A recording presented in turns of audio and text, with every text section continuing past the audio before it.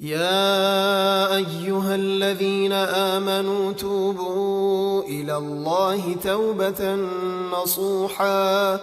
عسى ربكم أن يكفر عنكم سيئاتكم ويدخلكم جنات تجري من تحتها الأنهار يوم لا يخزي الله النبي والذين آمنوا معه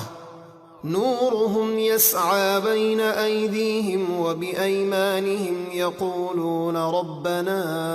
أتمم لنا نورنا واغفر لنا إنك على كل شيء قدير۔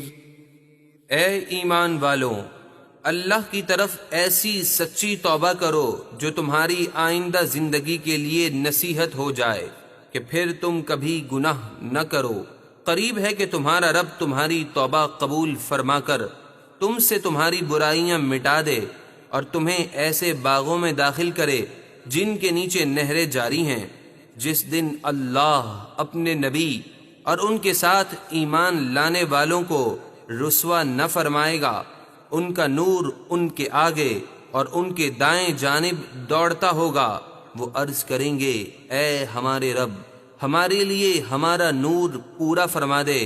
اور ہمیں بخش دے، بے شک تو ہر چیز پر قادر ہے۔ يا أيها النبي جاهد الكفار والمنافقين واغلظ عليهم ومأواهم جهنم وبئس المصير۔ اے غیب بتانے والے نبی، کافروں اور منافقوں سے جہاد کیجیے اور ان پر سختی کیجیے، اور ان کا ٹھکانہ جہنم ہے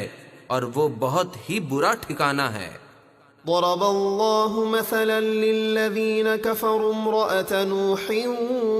وامرأة لوط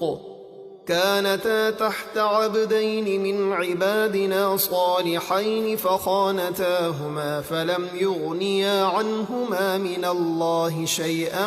وقيل ادخلا النار مع الداخلين۔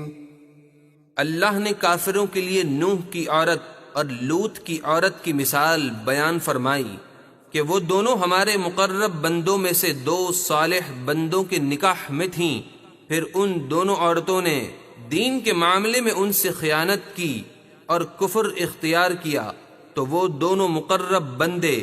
انہیں اللہ کے سامنے کچھ کام نہ آئے، اور ان دونوں عورتوں سے فرما دیا گیا کہ داخل ہونے والوں کے ساتھ تم دونوں بھی جہنم میں داخل ہو جاؤ۔